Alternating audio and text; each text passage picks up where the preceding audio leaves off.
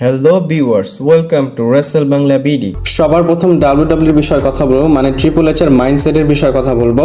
Triple H মানে WWE যারা আছে তারা কাকে কাকে ডাব্লিউডাব্লিউর মেইন ফেস মনে করে, এই বিষয়ে আপডেট এসেছে এবং আপডেটটা আমি এখনই আপনাদের বলে দেই।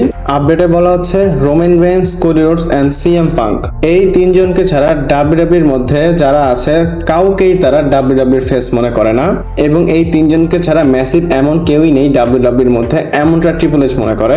ডাব্লিউডাব্লিউ এটা মানে যে সুপারস্টাররা ট্যালেন্টেড, তারা ড্র করতে পারে, মার্চেন্ডাইজও সেল করতে পারে, কিন্তু অ্যাকচুয়ালি যে কোম্পানির মেগা স্টার, যারা কোম্পানির মেইন সুপারস্টার অথবা ধরতে পারেন কোম্পানির বিগেস্ট সুপারস্টার, সেটা হচ্ছে সিএম পাঙ্ক, কোডি রোডস এবং রোমান রেইনস, মানে এই তিনজন ডাব্লিউডাব্লিউর নজর বলতে পারেন অথবা ট্রিপল এইচ এর নজর। ট্রিপল এইচ এর নজরে এই তিনজনই ডাব্লিউডাব্লিউর ফেস, মেইন সুপারস্টার। আমার একটা জিনিস ভুল হয়েছে, শুধু ডাব্লিউডাব্লিউ আর ট্রিপল এইচ না, বলতে পারেন টিকের নজরেও এরা তিনজন মেইন সুপারস্টার। আমি বলবো আমার মনে হয় তারা যে সুপারস্টারদের সিলেক্ট করেছে বা তারা ভাবতেছে এরাই কোম্পানির ফেস, তারা ঠিক কাজ করেছে। এবং এখানে আমি আরো দুইজনের নাম অ্যাড করতে পারি, কিন্তু অ্যাড করব না। কেন করব না? প্রথমত র্যান্ডি অর্টন অ্যাক্টিভ থাকে না। র্যান্ডি অর্টন কি করে, 2 মাস অ্যাক্টিভ থাকে, তারপর 6 মাস ডিঅ্যাক্টিভ হয়ে যায়। এর জন্য তাকে আমি কোম্পানির ফেস ধরবো না। এমনিতে সে কিন্তু কোম্পানির ফেস, অল টাইম বিগেস্টও বলতে পারেন কোম্পানির ফেস না বলে। তারপর সেকেন্ড নেমটা আমি সেথ রলিন্সের নাম দিতে পারি, কিন্তু দিব না, কারণ তার কোনো আপত্তি নেই, সে আপত্তি করে না তার সাথে কার ম্যাচ হলো।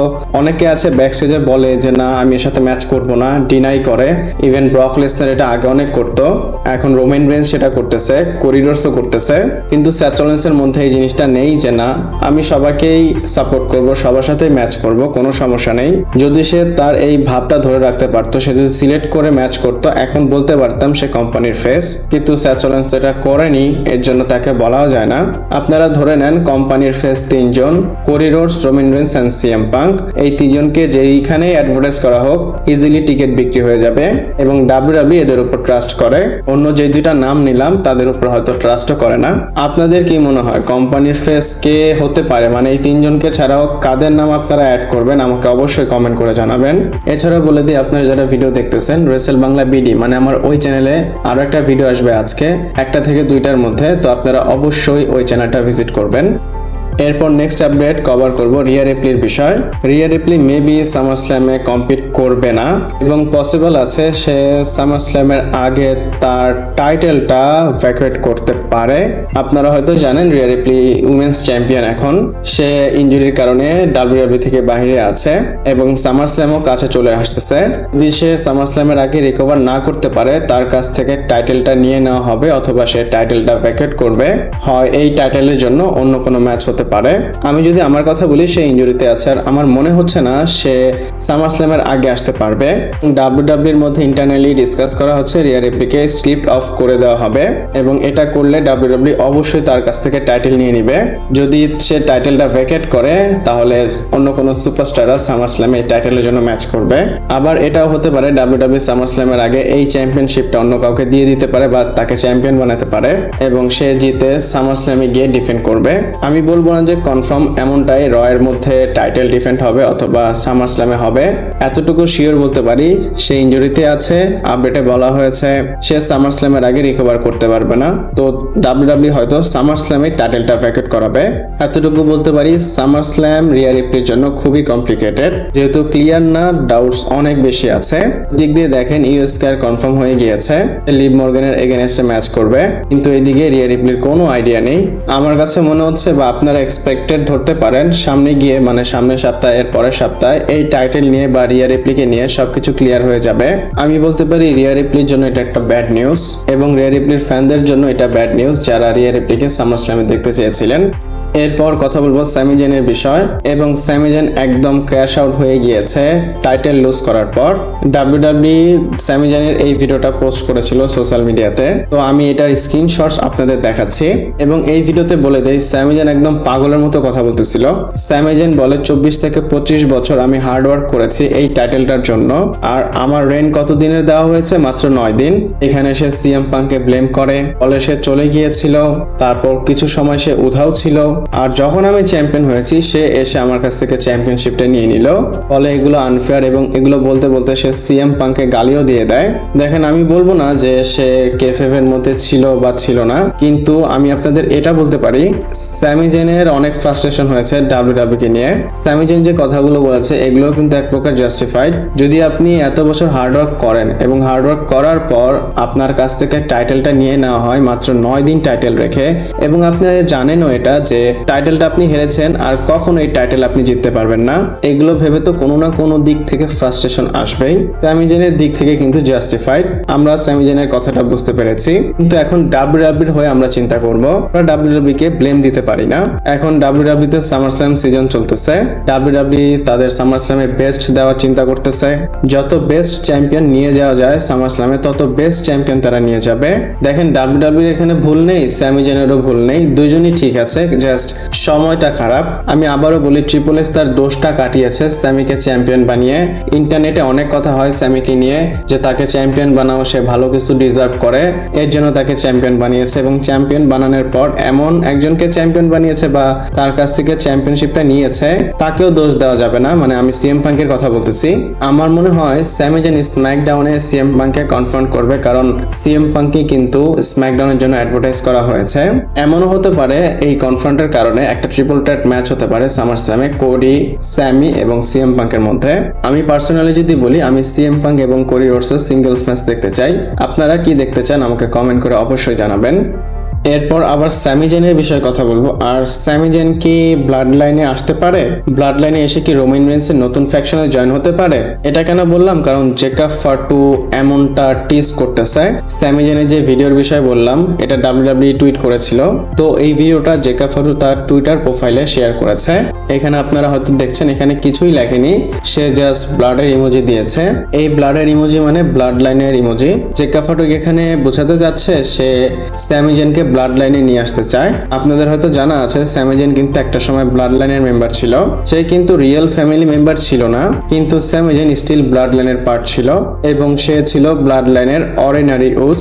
এখন যদি স্যামি জেনের কথা বলেন, স্যামি জেন কিন্তু এখন তার লোয়েস্টে চলতেছে।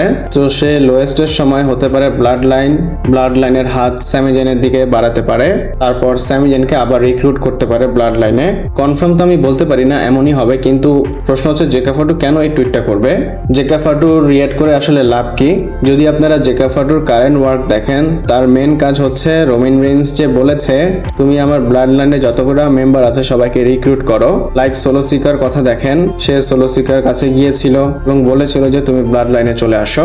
এমনও হতে পারে স্যামি জেনের কাছেও জেকাব ফাটু আসতে পারে, এটা পসিবল আমি বলতে পারি। কিন্তু আমার প্রশ্ন হচ্ছে আপনাদের কাছে, আপনারা কি আবার স্যামি জেনকে ব্লাড লাইনে দেখতে চান? আমি পার্সোনালি চাই, কারণ যখন ব্লাড লাইন ছিল, মানে যখন ব্লাড লাইন এসেছিল, সে ব্লাড লাইনে অনেক ফান আমাদের দেখিয়েছে। আপনাদের মতামত কিন্তু অবশ্যই আমাকে জানাবেন। এরপর সেই ম্যাচের বিষয়ে কথা বলবো। আর আপনাদের হয়তো বলেছিলাম সেই ম্যাচ ডাব্লিউডাব্লিউ থেকে চলে যাচ্ছে। সেই ম্যাচটার ইনস্টাগ্রাম এবং টুইটার অ্যাকাউন্টে যে নেম ডাব্লিউডাব্লিউ সেই ম্যাচ, সেটা চেঞ্জ করে তার অরিজিনাল নেম অ্যাড করেছে। তো আপনাদের বলি, সিএম পাঙ্ক যেদিন মানডে নাইট রতে আন্ডারস্পিডেড চ্যাম্পিয়নশিপ জিতেছে তার আগের দিনই সেই ম্যাচকে রিলিজ করে দেওয়া হয়েছে এবং ডাব্লিউডাব্লিউ যে এলিমিনেশন সেকশন সেখানে সেই ম্যাচকে দিয়ে দেওয়া হয়েছে। এখন থেকে বলতে পারেন সেই ম্যাচ আর ডাব্লিউডাব্লিউর পার্ট নেই। তো সেই ম্যাচ যখন রিলিজ হয়েছে তারপর ড্রু ম্যাকিন্টায়ার এই টুইটটা করেছে। এখানে বলতে পারেন ড্রু ম্যাকিন্টায়ার ফেয়ারওয়েল দিচ্ছে সেই ম্যাচে এবং তার পুরনো একটা ছবি পোস্ট করেছে, পাশাপাশি তাদের যে সামারস্ল্যামে বা রেসলমেনিয়াতে মনে হয় ম্যাচ হয়েছিল সেটার ছবি পোস্ট করেছে। আর ইমোজিতে দিয়েছে জাস্ট বার্গার। আর বার্গারের ইমোজি কেন দিয়েছে জানেন? সেই ম্যাচকে ড্রু ম্যাকিন্টায়ার পচিয়েছিল একটা প্রোমোতে, যখন সেই ম্যাচের অ্যাপস ছিল না, মানে পেটটা ফুলা ছিল, বের হয়ে গিয়েছিল। এই যে বার্গারের কথা বলে পচিয়েছে যে তুমি অনেক বেশি বার্গার খাও, এই কথাটাও সেই ম্যাচ ড্রু ম্যাকিন্টায়ারকে বলেছিল যে তুমি প্রোমোতে এই কথাটা বলবা। আর সেই ম্যাচে রিলিজ হওয়ার পর আরো একটা রিপোর্ট এসেছে। রিপোর্টে বলা হচ্ছে ডাব্লিউডাব্লিউ কোম্পানিতে এই যে সেই ম্যাচের টাইপের যারা সুপারস্টাররা আছে, মানে যারা অনেক বেশি পুরানো, যারা অনেক সময় ধরে ডাব্লিউডাব্লিউতে আছে, তাদেরকে টিকেও এত বড় অ্যাসেট হিসাবে দেখতেছে না। টিকেও মনে করতেছে এই পুরানো সুপারস্টারদের তারা রিলিজ করলে টাকা বাঁচবে, আসবে এবং এই টাকা দিয়ে তারা তাদের ইয়াং ট্যালেন্ট মানে ফিউচার ট্যালেন্টদের ডেভেলপ করতে পারবে। টিকোর চিন্তা বলতে পারেন তারা একটা আর্লি ইনভেস্টমেন্টের দিকে যাচ্ছে। আমি বলবো টিকো যে নতুন সুপারস্টার বানাতে যাচ্ছে বা বানাচ্ছে, এখন তো চলতেছে, কাজ চলতেছে, পরবর্তীতে এই কাজ চলবে না, কারণ নতুন সুপারস্টারদের কেউই দেখতে চায় না। আমি যদি বলি ওবাফেমি ছাড়া অন্য কোনো নতুন সুপারস্টারদের আমার দেখতেই মনে চায় না। আর ওবাফেমি আমি বলতে পারি ব্রক লেসনারের কারণেই ফ্যানদের পছন্দ হয়েছে, কারণ ব্রক লেসনারের এগেনস্টে এসেছে, তারপর ফ্যানরা তাকে পছন্দ করেছে। ওই ঘুরিয়ে ফিরিয়ে পুরানদের দিয়ে নতুনদের মধ্যে ওবাফেমিকে শাইন করাতে পেরেছে। টিকিও যদি এভাবে চলতে থাকে, দেখেন সামনে গিয়ে ডাব্লিউডাব্লিউর অবস্থা খারাপ হয়ে যাবে। এই কথাটা আমি আগেও বলতাম, এখনো বলতেছি। যখন ডাব্লিউডাব্লিউ শেষ হয়ে যাবে তখন হয়তো আপনারা মনে করবেন যে আমি এই কথাটা বলেছিলাম। এরপর জন সিনার বিষয়ে কথা বলবো এবং জন সিনা সিএম পাঙ্কের ভিক্টরির উপর রিয়েক্ট করেছে, মানে সে তার ইনস্টাগ্রামে সিএম পাঙ্কের একটা ছবি পোস্ট করেছে। আপনারা এখানে দেখতেই পাচ্ছেন, এটা সেই ছবি যেখানে জন সিনা এবং সিএম পাঙ্কের সৌদি আরবিয়াতে প্রোমো ব্যাটেল হয়েছিল। আর এই সময় কিন্তু জন সিনার লাস্ট ইয়ার ছিল আর জন সিনার সাথে তার ম্যাচ হয়েছিল। এছাড়া আপনাদের আরো একটা ছবি দেখাই, সিএম পাঙ্ক যখন চ্যাম্পিয়নশিপ জিতেছে তারপরে সে এই ছবিটা রিক্রিয়েট করেছে। এটা হচ্ছে তার পুরানো চ্যাম্পিয়নশিপ জেতার ছবি, আর এখন সে তার আন্ডারস্পিডেড চ্যাম্পিয়নশিপটা রেখেছে। আগে ডাব্লিউডাব্লিউ টাইটেলটা রেখেছিল, এখন আন্ডারস্পিডেড টাইটেলটা রেখেছে। আর সবচেয়ে অদ্ভুত বিষয় হচ্ছে সিএম পাঙ্ক এখনো সেই ওল্ড ফ্রিজ ইউজ করতেছে। এটা বলতে পারি সিএম পাঙ্ক যে ফ্রিজ ইউজ করতেছে এটা অনেক ভালো। আর এটা কোন ব্র্যান্ড সেটা আমি জানি না, আপনাদের মধ্যে কেউ জেনে থাকলে আমাকে অবশ্যই কমেন্টে জানাবেন। এবং আপনাদের বলে দেই, সিএম পাঙ্ক যে আন্ডারস্পিডেড চ্যাম্পিয়নশিপ জিতেছে সে এখানে রেকর্ডও করেছে। সিএম পাঙ্ক হচ্ছে প্রথম সুপারস্টার যে কিনা সেম ইয়ারে মডার্ন টাইটেল জিতেছে। সে এক বছরের মধ্যে ডাব্লিউডাব্লিউ ওয়ার্ল্ড হেভিওয়েট চ্যাম্পিয়নশিপ জিতেছে, ডাব্লিউডাব্লিউ আন্ডারস্পিডেড চ্যাম্পিয়নশিপ জিতেছে। এবং আপনাদের সিএম পাঙ্কের নতুন মার্চেন্ডাইজও দেখাই। ডাব্লিউডাব্লিউ এই নতুন মার্চেন্ডাইজটা সেজে এসেছে, তারপরই বের করেছে। এবং যাওয়ার আগে আপনাদের বলে দেই, সিএম পাঙ্ক কিন্তু স্ম্যাকডাউনের পার্ট হতে যাচ্ছে। আপনারা যদি স্টোরি লাইনও দেখেন, নিক অর্লিস তাকে নিয়ে এসেছিল, আর নিক অর্লিস হচ্ছে স্ম্যাকডাউনের ম্যানেজার। আর ডাব্লিউডাব্লিউ আন্ডারস্পিডেড টাইটেলটাও এখন স্ম্যাকডাউনে আছে। তো ডাব্লিউডাব্লিউ স্টোরির মধ্যে দেখিয়ে দিয়েছে আমাদের যে সিএম পাঙ্ক এখন স্ম্যাকডাউনের পার্ট হতে যাচ্ছে, মানে সে পার্মানেন্টলি স্ম্যাকডাউনে থাকবে। এটা কোনো আপডেট না, এটা আমি আপনাদের বললাম, দেখলেই বোঝা যায়। এতদিন ধরে ডাব্লিউডাব্লিউ দেখতেছি এবং আপনাদের সাথে ভিডিও নিয়ে আসতেছি, এতটুকু সেন্স তো আছে। বাই দ্য ওয়ে, ভিডিওটা এ পর্যন্তই ছিল এবং আপনাদের আমি বলি অবশ্যই আমার চ্যানেলটাকে সাবস্ক্রাইব করবেন। দুইটা চ্যানেলই, একটা হচ্ছে রেসেল বাংলা বিডি আর একটা হচ্ছে রেসেল বাংলা বিডি 2.0। তো ভিডিওটা এই পর্যন্তই ছিল। ভালো লাগলে লাইক, কমেন্ট, শেয়ার, সাবস্ক্রাইব করে পাশে থাকবেন। পরবর্তী ভিডিওতে আবার দেখা হচ্ছে।